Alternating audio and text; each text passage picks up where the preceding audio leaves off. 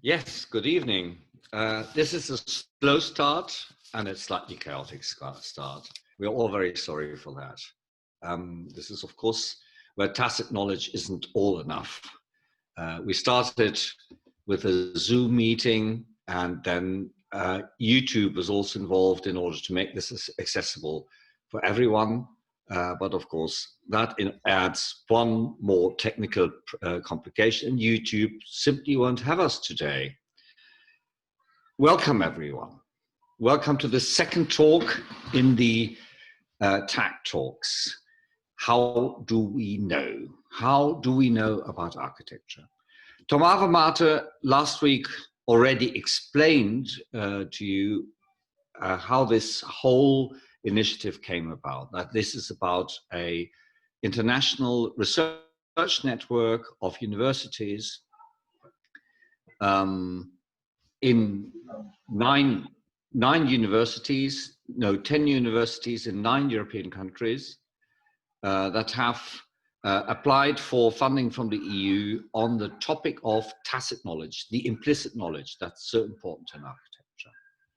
Implicit knowledge that happens between collaborators on a project, but also between those that you always have to talk to, members of the public, social scientists, all those people who are interested and important to your project. And I see that some of our students have already found us. I'm very happy to see that. I also apologize again for this hiccup. And we just hope that in the course of the evening, other people will find their way into this channel. Okay, I won't talk very long. My name is Christoph Graf, and together with Tom Avermaet and Lara Schreiber, I'm going to be hosting some of these talks in the course of the following now 8 weeks. Our guests today are, our speakers today are two architects from Stockholm, Klas Rönn and Ola Broms-Wessel, from the practice of Spridd. Spridd is a practice which has existed since 2005, and as they say, it has established itself as one of Sweden's most innovative architectural offices. Not so much innovative because they are interested in spectacular form. No, the innovation, as we will find, is much more about the relationship between research of particular social phenomena, urban form, and architectural form. Projects range in a wide field from interior design to urban development, as well from conceptual thinking to construction drawings. The two partners are both here today. Very briefly, personally, I've known them for years and years, so it will be also a conversation among friends. Ola Broms-Wessel grew up in France and was educated in Denmark at the Royal Academy of Architecture in Copenhagen. And before starting his own office, he worked, among others, with Johan Selsing, who gave Ola a broad frame of reference and the ability to see beyond urban conditions. Ola pursues the work on finding methods for sustainable urban development, for example, in the work of the Jubilee Park in Gothenburg, and as a co-founder and member of the board of the Association for Building Communities. With Ola as editor, Spridd, a few years back, launched the publication Bor vi I samma stad? Do we live in the same city? Byggmenskaper, a manual for co-building, and Future People's Palaces, which I'm also very interested in. And Ola has also been president of the jury of the Swedish Architects Annual Critics Award. Klas Rönn was educated at KTH in Stockholm and at the École d'Architecture de Belleville in Paris, and has professional experience from, among others, Tony Fretton in London and Johan Selsing in Stockholm. So he's working from a wide network of contacts in the international context. He has been teaching at KTH and other schools, and is often invited as guest critic at the Institute of Technology, where we met each other in May last year. Perhaps some of the projects that Klaus has done with Spridd include the Villa RR or the Villa Satellite. They will probably also talk about that. But perhaps for this evening today, Klaus and Ola will also talk about their projects involving research on the Million Program of social housing buildings built in Sweden in the 1970s, for which they provided or produced a very interesting and also extremely relevant and pragmatic approach. And I think that the two aspects, pragmatism and poetry, will guide us perhaps through the evening. I would very much like to now also see if we can switch to Klaus and Ola.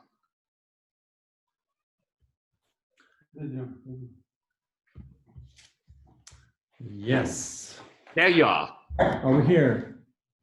Okay.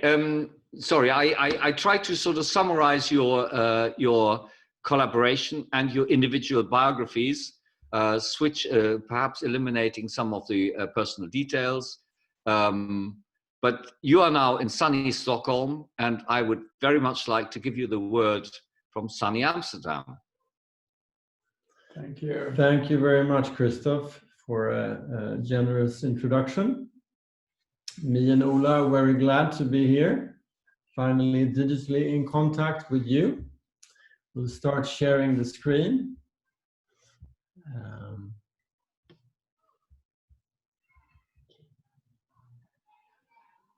All right. Okay. Very welcome. We will, me and Ola have worked together for 15 years, and we're quite used to this kind of tandem approach to giving lectures. So this will also be the case today. We will jump between the two of us. So it's very nice to be part of this network, and also having the ability to maybe think and reflect upon our own work in relationship to the topic of tacit knowledge. And to start with, we'd like to give a background to why Spridd and what are we doing, in what context are we working. This is the office of today. 11 architects based in Stockholm since 2005, and even now a small office in Malmö. As you mentioned, Christoph, both me and Ola have our background, professional background with Tony Fretton and Johan Selsing, etc. Sort of very prominent architect with their own offices. At the time of 2005, when we created Spridd, we had this kind of quite clear idea of both taking on that tradition, but at the same time shifting the idea of the office as a collaborative think tank, more as a workshop, and also deliberately not having our own names, but really doing this, the collaborative Spridd office. You mentioned pragmatism and poetry, Christoph. That's nicely put. I think we do, both of us hope that that's a way to talk about our work. But just a few notes about being a Swedish architect now. Both me and Ola are in our kind of 50s, early or late 40s, early 50s. What is the background that we kind of in which we meet architecture in the schools of architecture in Copenhagen and Stockholm in the 90s? We have a Swedish tradition of large-scale builders and developers that somehow rule the production. And we're also looking back at building of the welfare state, which was such a sort of large project. And on the other hand, we have a sort of a particular tradition of Swedish prominent architects with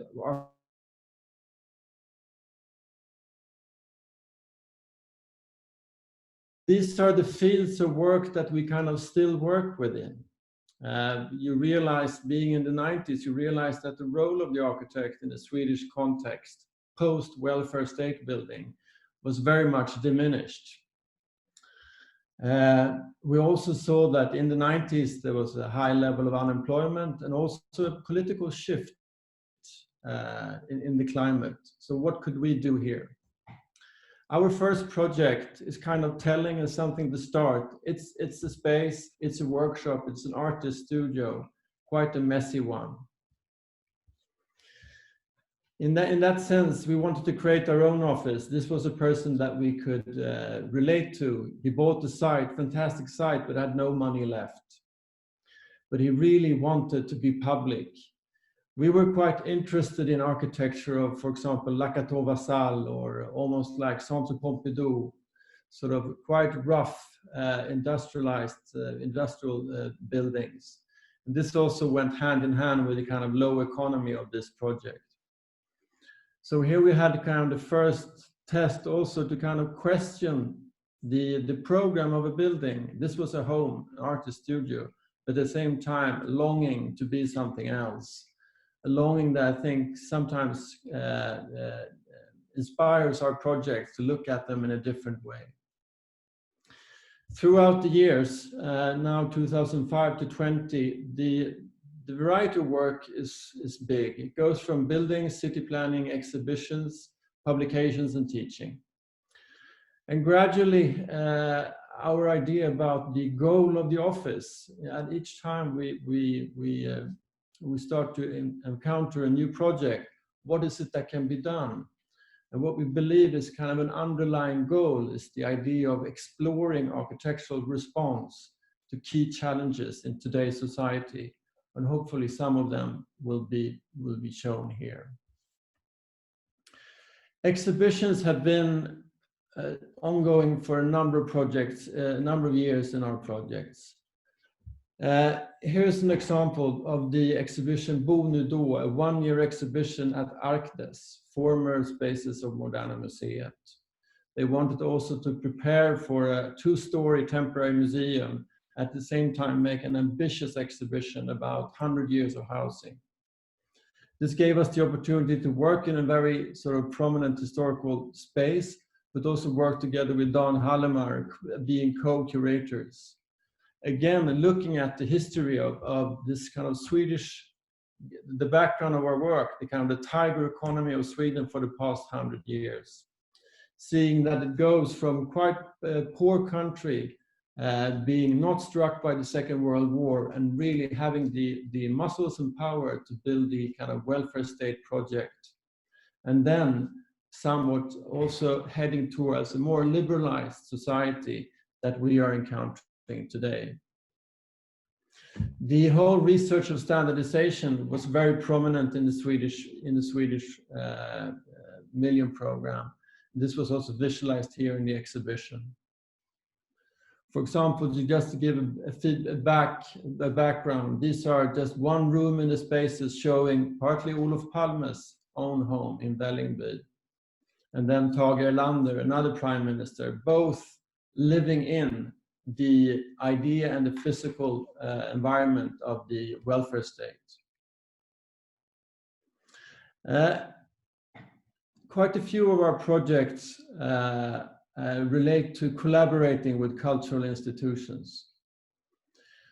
For example, the Bomassan in Hökarängen, it's a space, it's a suburb south of Stockholm from the 40s, where we together with Konsthall C created an housing fair in the existing. Somewhat it's telling for quite a few of our projects, where we start to look very carefully at the existing environment and using exhibitions and drawings and different forms of happenings to show the potential in these areas.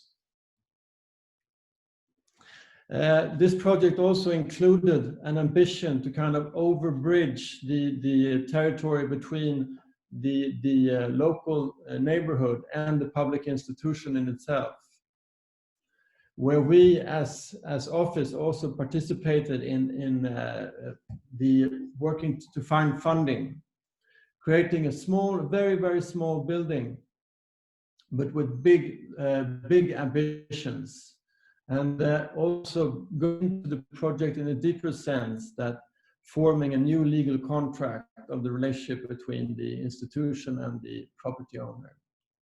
Manifesting the public function of this tiny little building with the tools that are available in architecture, a square and a temple, symmetrically arranged. This is on site now, just soon to be inaugurated, and welcoming the artist in residence, which is one of the functions for it. The close collaboration with artists is apparent in many projects. This is one where we support the very good artist Sophie Totti in a large-scale work for a public plaza. I'll switch over to Ola for the next phase. Yes. Publications. Christoph, you mentioned briefly that we have been working a bit with different topics and put forward some publications, and really the start of our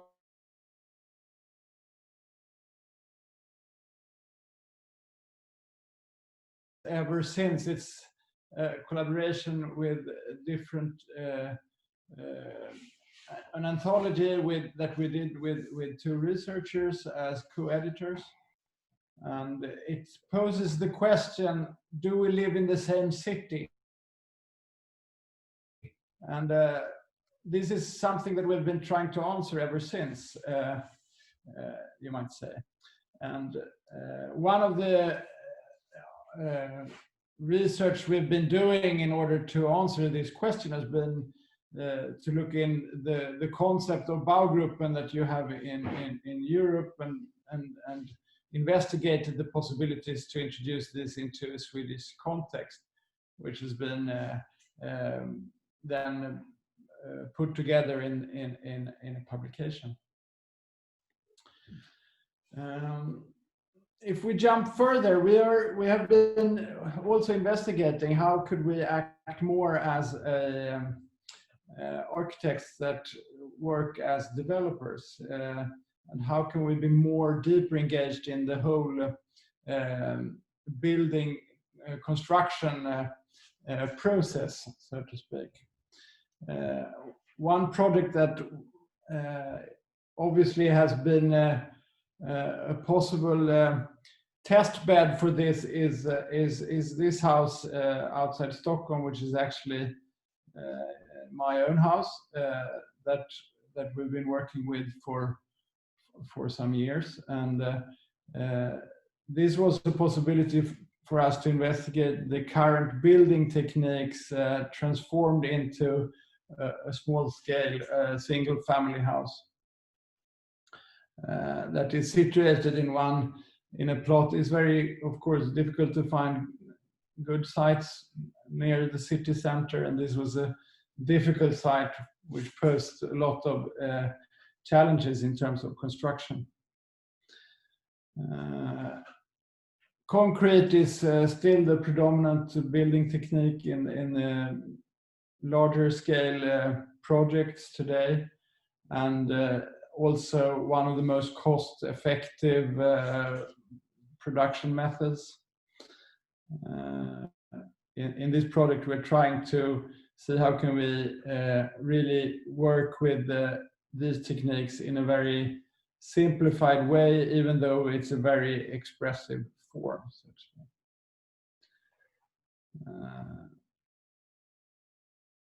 This is on the side of the house. There is a net where the children can climb.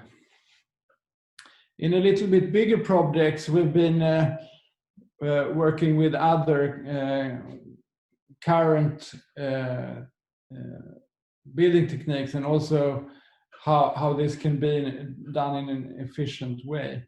Also kind of meeting the idea of the ideal city planning of today. This is a particular area south of Stockholm where you can see in this image there is a large ambition for variation as the main point of city planning, which is very questionable and difficult, we think, in many cases, but we had to test this in an actual house. So in order to get these commissions, you have to promise a lot of things. One of these things are to build wooden multi-story houses, and this was some years ago, and one of the first projects in Sweden made with this pillar beam technique, and it's a small multi-family rental housing complex, you could say. And it's a building system that has been developed by a Swedish-Norwegian firm, and we are been able to explore the detailing and the possibilities of the system. And it's also a project that challenges the zoning law, you could say. This is actually a 4-story house, but it looks like a 6-story house. Within the Swedish regulation, you're looking into how can you do, for instance, a 2-story apartment on the bottom floor or the top floor without counting it as a proper story. So this is part of the project to, of course, challenge the zoning law, the demand of the zoning law.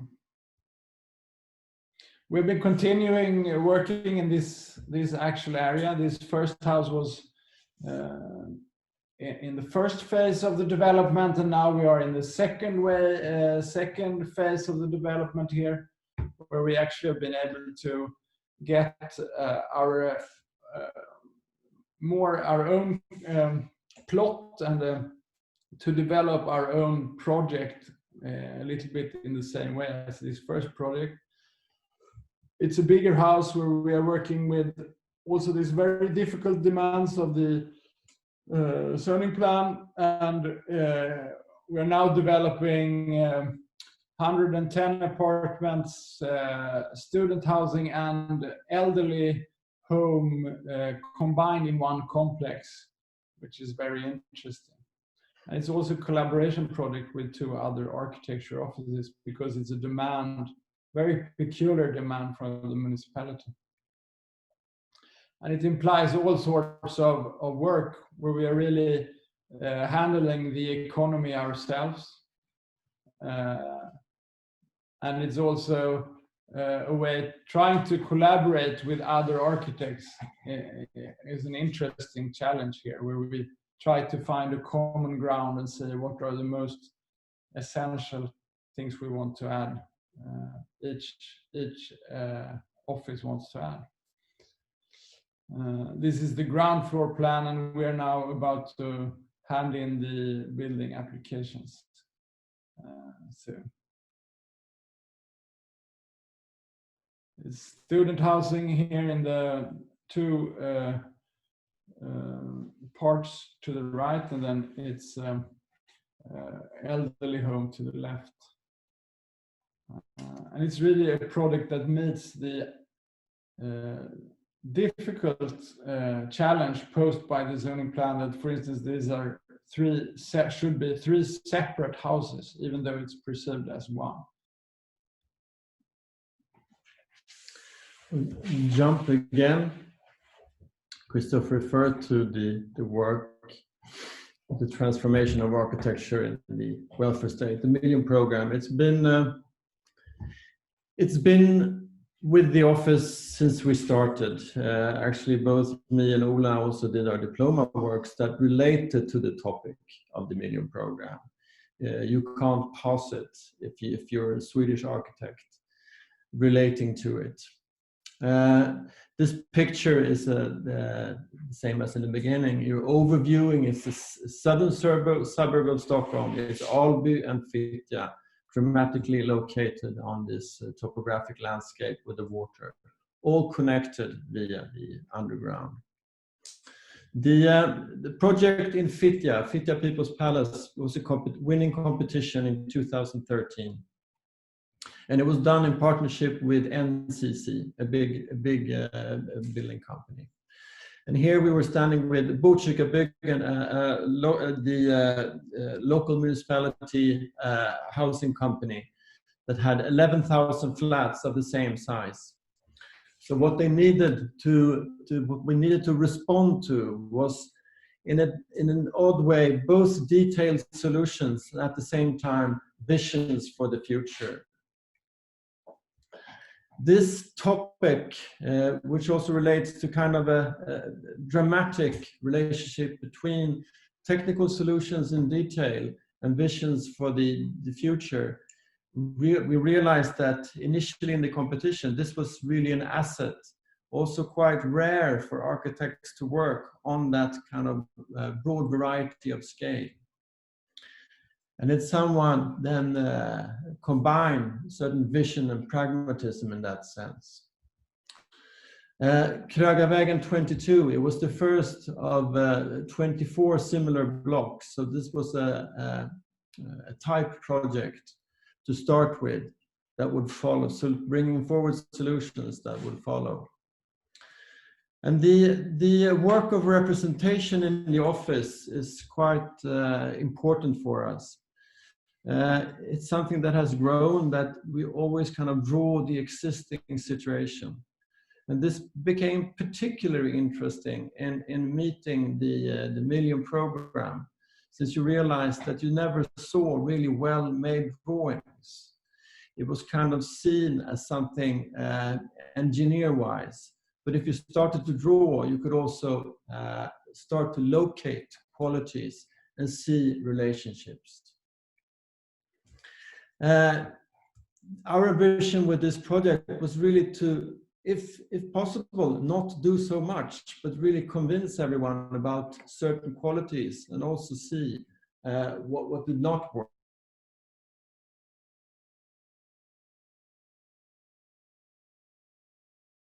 Thereby showing the robustness of the project. And then also going down into deep detail when it comes to the climate shell, with thorough studies of new windows. A way to work with the project that became very instrumental was the Million program clock, an analytical tool in order to study specific parts one at a time, together with sort of the big project group. And in ways was this directed in order to prevent the request for a big solution, which we realized was often the case.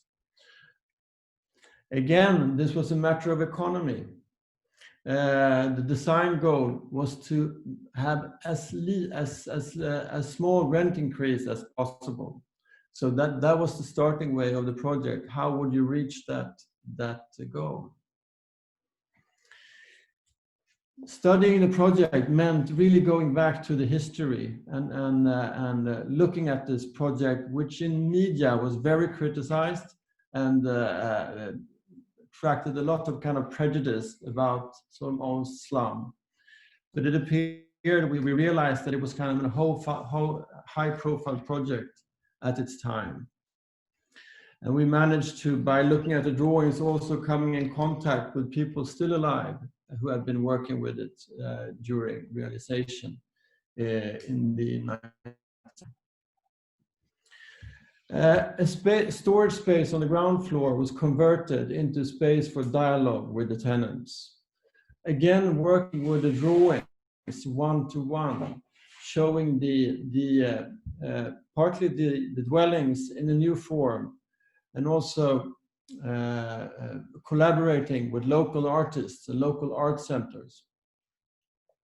And it was interesting to see that by doing these collaborations, we would invite the children and thereby the women, and later the men. Drawing, again, was part of drawing making an exhibition for the tenants and also for the public, because it became quite known, the project, presenting key qualities in the built social visions of the Million program, showing Fittja at large, and the building itself and its original functions, and of course describe the process of renovation. The kitchen table became a place to gather around for the tenants to really examine their own flat, which had its own representation. What you also could see studying the historical past was that you could activate lost collective qualities in the interior public spaces that, due to lack of maintenance and security, had been lost. Small adjustments that partly were new alterations, but also just going back to the original state was the entrance corridor, reopening the entrance to the park. And small adjustments to show that in before and after, you can barely see it, but there are just sort of small things done, the necessary things. New entrance layout, new canopy, new balcony fronts, and landscape treatment. This, as we all know, is an international topic. It also it moved to a pavilion in Venice at the Biennale 2014, where even the youngsters who had participated together with the artist Sadia Hussein came to Venice and continued the work. Other projects that we have worked with within the same environment, the Million Program, is a mosque project that has been going on for 10 years. This is also interesting because there's a completely new community if you relate to how it was in the 70s. New needs, new functions, and how to integrate these buildings and local institutions into the existing fabric. During the time that we have worked with the Million Program, we also seen a boom in the housing market, and what previously was not land to build on has been very sought after. So now we have a number of projects where we actually make city planning proposals of how to extend or to make new plans for new housing, which is a critical question in how to integrate the new and old spaces. It also means that making new buildings in the direct adjacent to the Million Program, you can start to both relate and also redo things that were not the best, mainly the ground floor, the bottom floor. We switch again. Yes, so here we will present some of the housing projects that we've been working with, and one very important project for us has been this house called Weave in the city of Norrköping, some 150 kilometers south of Stockholm, which is an old industrial city that now has been transformed into housing and university area. The city center that previously was industry is completely open. And we won this competition with this housing project, and it's called Weave because it relates to the textile industry that used to be very prominent here. And our project has a kind of modern rationalistic approach to the architecture that in a way does a modern interpretation of what the previous very rationalistic industrial buildings from the 19th century or early 20th century had. It is situated now in a more city-like, quite dense situation, and has concrete elements with an undulated surface. we've been working a lot with the bottom floors. It's now a very vivid, this is before the inauguration, but it's a very vivid restaurant and outdoor areas now in the bottom floor. And this is an inside where you see, have a look to the city fabric around. It faces a small square, and we and this is a topic that we've been working with a lot in other projects. So if we look at this next project, which is also a housing project not yet realized in another small industrial area outside Stockholm in Eskilstuna, you see the same kind of 19th century industrial buildings all around that has now been converted into restaurants and sports facilities and offices for small companies. And the municipality wishes new projects to be very close to this type of architecture, and we have designed this project that also was a competition that we won, which is a wooden project with a brick facade that has a play is a play with the big scale of the industry and the smaller scale of the housing project, and also an exploration of how the access balcony can be made in a new way. The section was very performative for us in this. We were working with double high apartments, not at least on the bottom floor, where you can get entrances towards the street, and at the same time be able to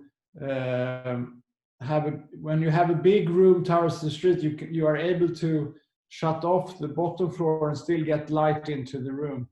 And you get, even though you have an access balcony, you get a very generous outdoor space towards the garden in the bottom floor. These are the plans, and we've been working a lot with the detailing. It's a lot of challenges when you have the demand to do wooden housing and a brick facade. But again, we have this idea about quite rational, repetitive structure. And this is a theme that comes in our work. It appears in different scales. This is a city development project in Enköping, another city not far in the same distance from Stockholm, where there is a big shopping area or external shopping area today, and they want to densify it and connect it to the city center. And you have these demands that they want you to do variated architecture with a block structure. And we're trying to look, how can we do that? This is in an economically possible way, because it's not really a place for big exclusive blocks with parking underneath. Here you really need to have a very efficient structure that still can give an answer to this idea about variation. So here we are looking into, rather than the house in itself being very expressive, we are investigating the city form and trying to do one or a couple of typologies that in itself allows a very varied space in between the houses. It has been a very interesting process and very successful in a way when you have this dialogue with politicians and city architects, etc. This idea about exploring the big themes of today that we meet as practitioners is really manifest in this project that we've been working with for several years in Växjö in the south of Sweden. We were approached by a company and a strong man who wanted to build a palace to himself or to his company. And it had to be in a very historical architecture. So we said to ourselves, well, maybe we should go into this. You know, this is a demand that comes from many areas of society today, not at least the right-wing politicians, etc. And we were really going all in on the historical here, and we won the competition. And we've been very surprised, so to speak, working with this project. We've been able to explore new ways of thinking architecture, and also how we can again think about materials, ornaments, and ways of doing architecture that maybe has been forgotten in this modern era. And it's reoccurring all the time now in the demand in our reality, so to speak. It's something you could have mixed feelings with, but from our point of view, this is really a way of exploring the possibility of architecture trying to take on a demand and trying to see how can we alter the way of thinking. This is a housing project, quite big housing project that we're working with in Stockholm, where the municipality really has been very straightforward in what kind of architecture they want to have. The last phase, alteration. A key project now in Stockholm. It's on Södermalm in the center of Stockholm. Also a competition that we won. The client, an independent welfare organization, bought a church, and the whole task was to transform the church into a new hub, the heart of this organization. And it's a church from a Methodist church from the 1870s, located just by a nice park, Mariatorget. And referring back to Fittja, or to the Fittja People's Palace, that again, we won the competition because we did the least, and hopefully we did the right things. So again, it was a matter of drawing and really examining the existing site in order to do just what was necessary. It's called 2 squares. It's an exterior, very important square that enables accessibility, and it enables fire escape. It enables new circulation. So from the previous main entrance towards the square, the everyday activity is more directed towards this new accessible exterior square connected to the city. The interior space is the inner church room, church hall, is transformed with one of the 5 compartments of the church room is new. So both these walls are new, but still mimicking parts of the existing architecture, but partly also emphasizing its clear addition. Here is a work with symmetry, with form, with windows, with color. And so the site plan, so the main aspect here is really to make an addition in this location in order to make the whole church work. The interesting aspect here is that, as opposed to Fittja, here we really needed to make some new building activities, but still turn it into a new unity, not manifesting the new towards the old in this situation, but rather adding a new layer that could create a new space. And now it became, from having a horizontal space or from a rectangular space, it became almost like a fundok, an old interior plaza where the office spaces and adjacent spaces are looking down into the core. The last project is also an alteration project. This is an old industrial block in Malmö in south of Sweden. It had been transformed from the 1900 in 5 phases, and it's a very important cultural hub for the local culture. And this was emphasized by the client that you want to find ways of repairing it, but also expanding. So again, it's quite a deep, thorough analysis of the existing qualities, removing what is technically bad, and also making it possible to add significant new parts that supports the existing cultural institutions. In this image, you see on the right-hand side a new theater space. And on the front, you see a brick addition in 2 floors with housing. Thank you.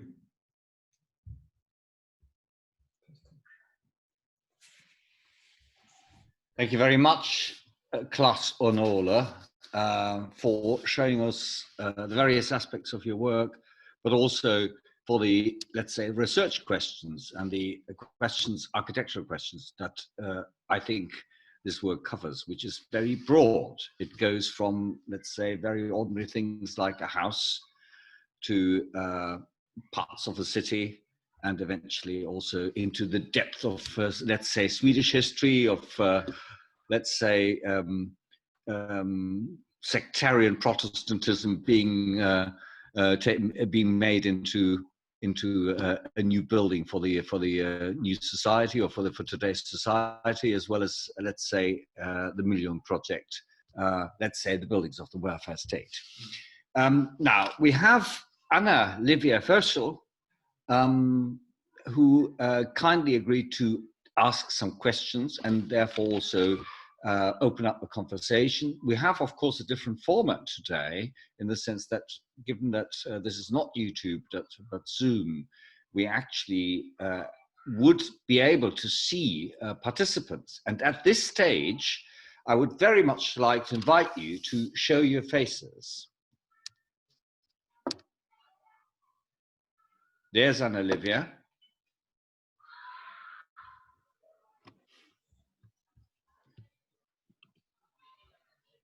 Well, it doesn't seem to work. Not Christoph. Everybody is Christoph. Yeah, there are attendees, they are different people. I know they can actually show themselves. Anyway, I won't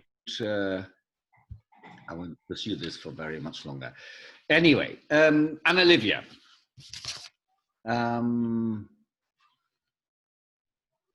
Anna Livia, you are trained as an architectural historian and researcher, and held a MA in architectural history from the Butler School of Architecture. I should say that you are actually Danish. That's your original background, but you studied and lived in London, or have studied and lived in London for a long time. You have also worked as a researcher at the Royal College of Art and the Sylvia Biennale for Architecture and Urbanism. And you're currently doing your PhD, or you've just started doing your PhD at KTH in Stockholm. Can I ask you to ask some of your questions? Yes, hello everyone. Thank you for the introduction, Christoph, and thank you so much for your talk, Klas and Ola. I really enjoyed that, and I think it posed a lot of really interesting questions around the subject of forms of tacit knowing, and the question of the talk series of how do we know. I wanted to start with a question around different scales of tacit knowing, and I think from your talk, it was really clear that your practice operates across a lot of different scales of knowing in your work. where urban, material, social, and economic scales, amongst many others, seem to overlap and interlink, shifting between the pragmatic and the poetic in your projects and your ways of working.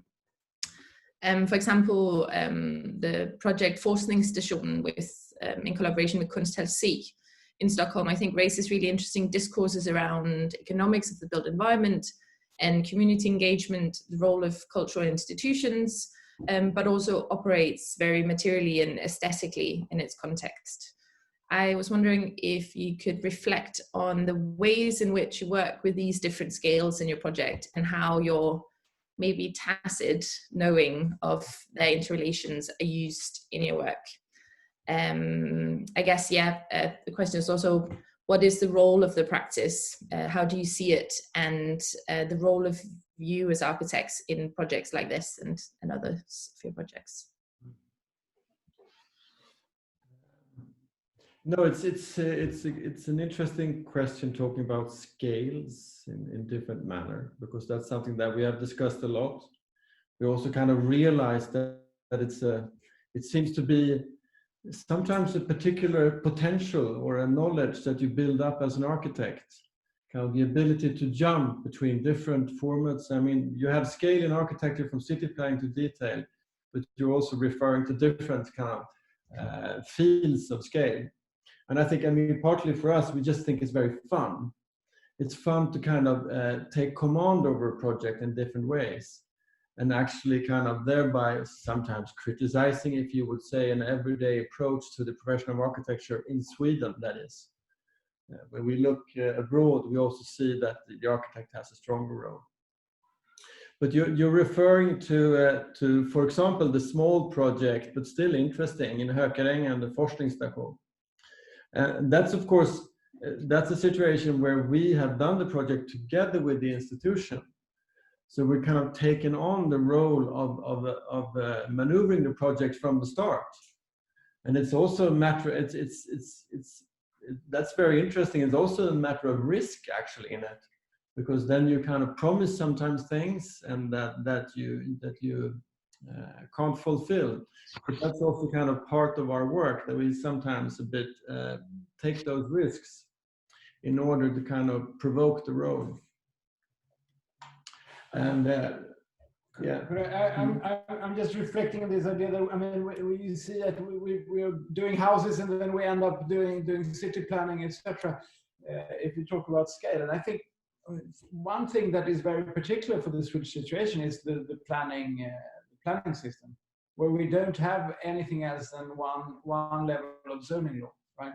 So if you as an architect have, as a practitioner, you are met with this mode of legislation all the time.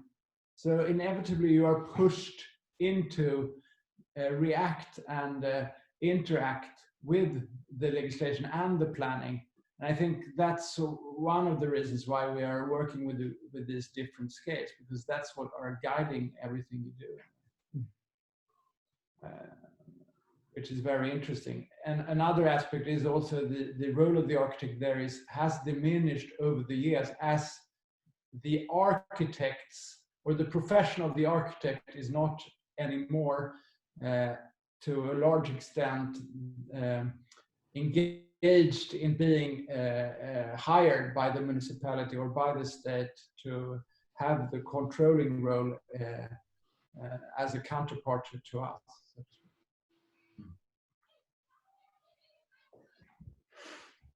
Great. I also wanted to hear if you would expand. I mean, the role of representation and drawings and other forms of representation was really present in your talk. But I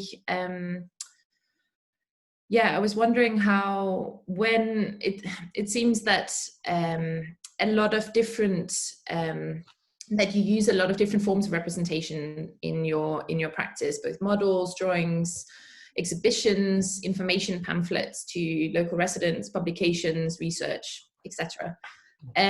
Especially in the Future People's Palace project, there was a was clear that you showed the build fabric through a really wide range of representations, and also some that might, both presenting them in contexts that might not, that architectural representations might not be presented in, but also other forms of representation than architects normally would use, or in other contexts would use. And I would be curious to hear your thoughts on the interrelation between these different forms of representation and the communications of your projects, and the role of them in your design process, in how you utilize them and how they visualize or position the role of the practice in the building process itself. Like, how do you use them actively as well in kind of making visible the role of the practice in the project, the role of you as architects? Yeah, it's I mean, as craftsmen of architecture, sometimes representation is all we have. You just realize that you represent a lot and you build very little, but it's really a matter of investigation. How do you investigate a project, if not via modes of representation? But I think, I mean, you referred to Fittja project in this case, and I think that is very formative for us. I mean, we're both taught up in practices where you draw a lot because you're a proud draftsman and you are working with details and have a high level of control. But in Fittja, it became particularly interesting because these areas were not used to be drawn. So in a way, it's an act of love that you kind of just draw it. You represent it again. You draw all the details, even though people tell you that this is just industrialized building. No, it's not. It has a fabric. It has a joint. It has a connection to the ground. And really, by drawing, we could also present the project in a new way. It was not photograph of a rundown building. It was a beautiful new drawing showing the potential, actually what the building had great potential. And so I think also that in Fittja, it's quite a cheap project. The more we draw, the less we build in it. So in a way, by drawing, by investing in the architect's thinking process, you could also argue for doing, sometimes not doing things. So they went hand in hand. And I mean, the drawings in the one-to-one drawings in the dialogue space, that became very striking for everyone. That you could run around as a child in a representation of your flat in one-to-one scale. So it's almost like kind of medieval church builder that you have this kind of one-to-one drawing. So I think we're just curious about modes of representation, that what can we do now? And it goes not only for drawings, but images and these clay models that you announced. We haven't showed them now in the presentation. But if, yeah. I think we have a very particular role as an architect, as a practitioner. We are always trying to propose different things, right? We're postulating things, we're putting forward new ideas, sometimes more finite, more precisely formulated than other times. And I think that's a very vulnerable situation in a way. So I think one of the ways we are trying to do this, also trying, how can we kind of argue for our position, is also about using different modes of representation. It has been very important for us to do writing. It is important for us to do, of course, drawings. It's, as Claes says, an instrumental tool. We develop new ideas and we also get a lot of feedback by doing that. But it's also a way of manifesting our situation, I think, is to comment things that normally is not the obvious realm of architecture. I mean, one tactic for the architect has been to, okay, we go back and do only focus on our core questions.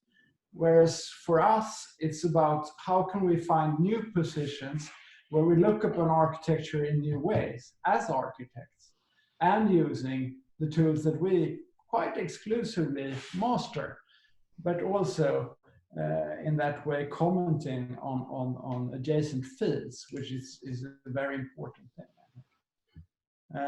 Another that, I mean, a little bit touches on this. Another thing, I think this idea about doing nothing or doing a lot, I think is important for us. This idea that where does the form really have a political implication? Mm-hmm. You see, like the architecture of the welfare state, there are so many strong feelings around this, right? So if you start to say we have to do something here, the reaction is almost often, we have to change the whole facade, we have to change the whole project. Whereas maybe the most radical thing there would be, we see all these potentials here, and we can put forward them with this representation. And then by doing nothing, maybe we can find all these good things that we can build on and use, rather than just erasing and doing new. Whereas in other projects, you are proposing very bold, kind of more classical architecture statements.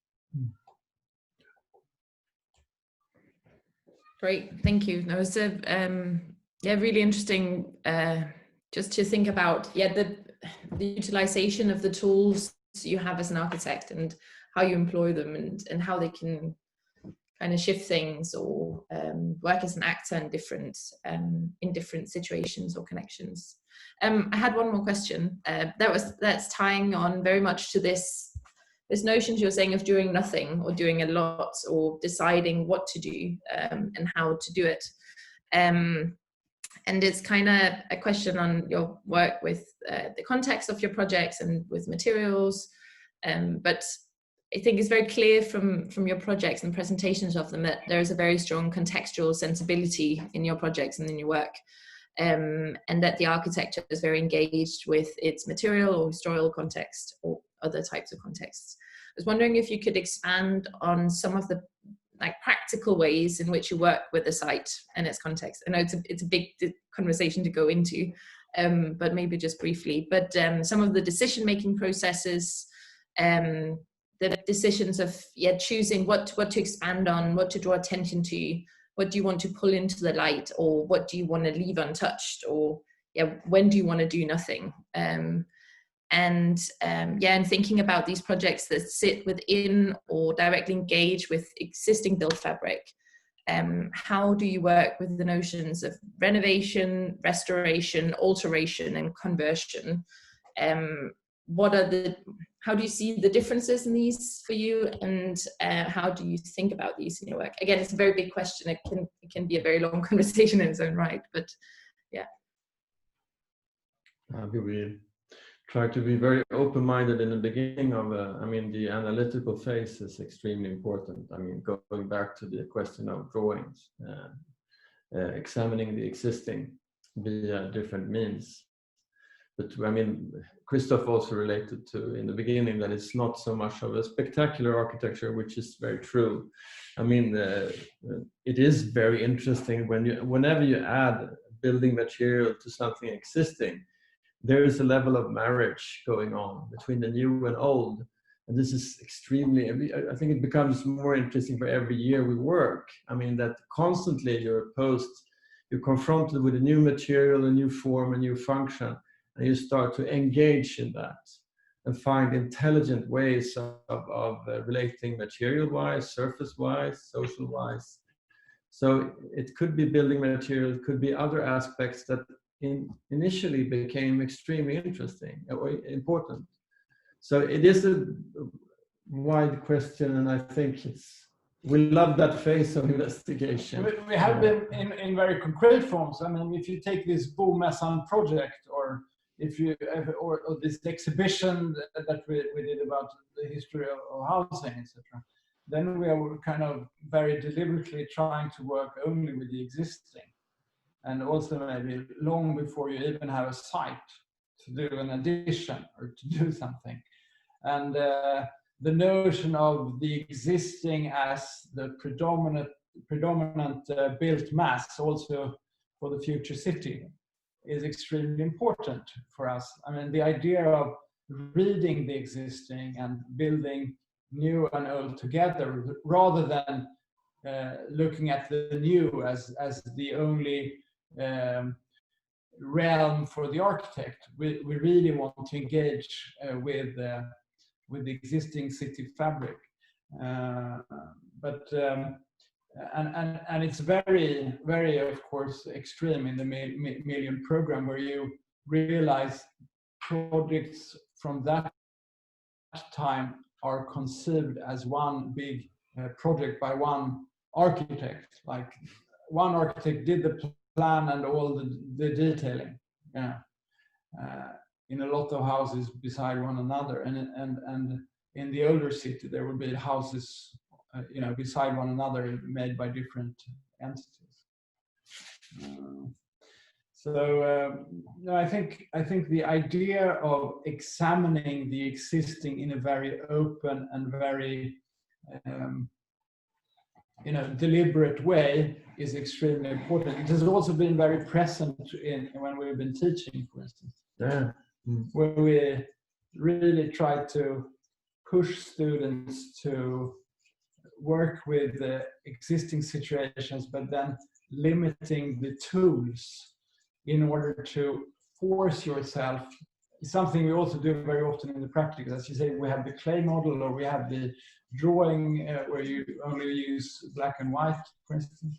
And it becomes a very instrumental tool in trying to find new ways of looking at the existing, trying to unmask new layers. I think that's a very important thing for our practice, trying to see what you haven't seen before and use that. Like this idea about finding the good qualities in the Million program that is so affected by this grayness of culture that everyone has kind of taken in. The prejudice. How can you come behind that veil of known ideas about what you see when you look at the existing? Yeah, it's difficult to answer like this. And those were your last questions, weren't they? Well, I mean, the color gray, of course, has become slightly fashionable of late. I have one question which goes back to the idea of tacit. The silent masters, they are a Swedish invention. Swedes are very good at being silent anyway. So there's this tradition which we all, or some of us certainly admire, of Swedish architecture in the 20th century, starting perhaps with Ragnar Östberg, but also Asplund, and specifically, let's say, Leverance and Celsing, Peter Celsing, with both of you have a connection with his son. So you are actually in the somewhat related even to this tradition. And in the way that you discuss architecture, I also feel there's that admiration, which is, of course, an admiration that you also share with architects like Tony Fretton, for example, who's recently given his lecture on Claes Anselm, who's perhaps also in that, still just in that tradition. Now, we all know that that sort of architecture hasn't been made in Sweden for a long time now. That it was basically, you could say, abolished with a sort of much more rationalized but also collective approach, something that treats architecture much more like an IKEA piece of furniture. In fact, it uses the same kind of criterion. And you also know that there's not intrinsically something very wrong with that, because it will give you reasonably decent architecture, but of course your heart never sings. Yeah. Now I see that you are actually interested in something else, but then of course it seems also very interesting that in our day and age, of course, that cultural model of the silent master is probably no longer available. It's simply not accepted by society. And you also show that you're actually interested in collaboration, not just in research, but to some degree also in the activity that are the core of the architecture profession. do you think there's a way of recovering, as it were, some of that silent mastership, perhaps not being the master, but being member of a collective? Or is that also part of your ambition as architects at this particular moment in Sweden?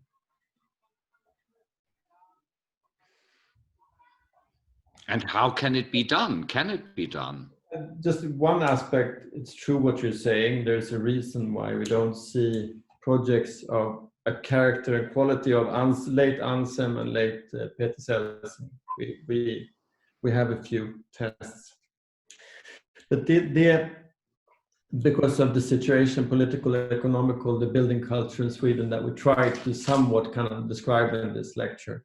One aspect that we realized, I mean, for example, the Semjan or the Malmö project and the St. Paul project, is that there is a window also opening towards the silent masters via projects of alteration, because then you're actually introduced to building quality that you have to relate to.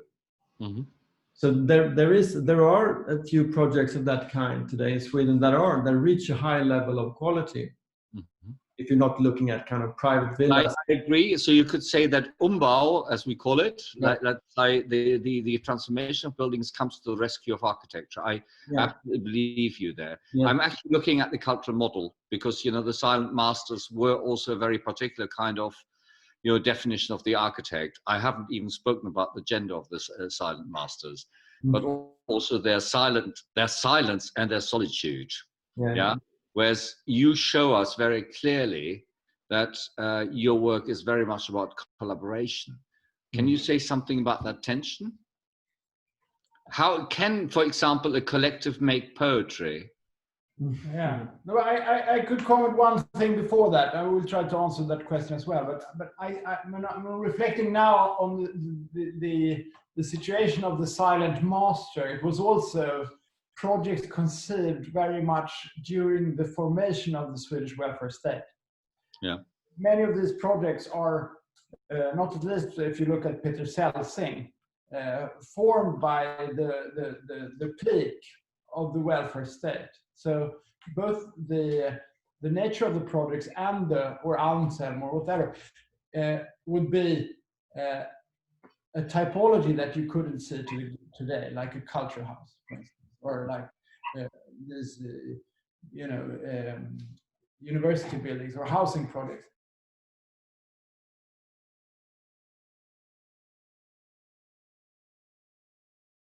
Old idea of the old master that they brought with them. And I think that's of course an era that is gone. We now have a society that is dominated by a much more neoliberal way of thinking. On the other hand, maybe you could do very exclusive projects today if you work for really rich individuals, that there are more and more clients of that nature. But I think that's also a way for us to connect to this, is to really investigate what was the architecture of the welfare state and what is left now today. So it's a little bit adding to what Claes said. If you work within alteration or additions, you have that kind of connection. Mm-hmm. That was one answer. If it's possible to do it today, Claes, maybe you have an answer, but I. Well, actually, no, I didn't say if. I said how. Mm-hmm. How is it possible? Okay. In a situation where you are working much more collectively than any of these people would have done. I would just say that it goes back to kind of trying to describe the idea of the office, the character of the office, the collective work.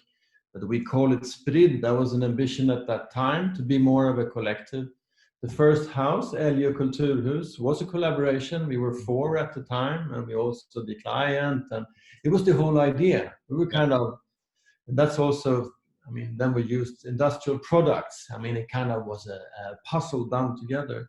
But then I would say that it still directs the idea in the office. There is always a kind of a challenge between different people being engaged in a project. Who does what and who has the kind of opportunity to decide. But I would say that, I mean, the group of people that we showed in the beginning, we see that more and more. That's the asset. If you manage to create an atmosphere in the office where you make a competition, if you make a proposal, that it really becomes interesting to do it together. I mean, for example, if you refer to the office assemble, for example, I mean, we definitely believe that there is a rich potential in the kind of group work. And maybe it's also part of a Swedish culture. We experience that when people come to work in the office from abroad, they kind of completely can't understand this kind of flat structure, power structure. It's an unknown arena. Mm-hmm. I'm not sure we know it either, but we have great faith in it. Okay. I think having great faith in your work and in architecture is what is probably necessary and what drives us forth altogether. Thank you very much, both of you. Thank you very much, Anna, for asking these very beautiful questions. Thank you both for well, the patience in the beginning. I think we managed eventually. I also see that there sort of have been up to 60 people today, so it's been quite successful. We obviously have to see how we manage the YouTube channel next time, and we will keep you posted.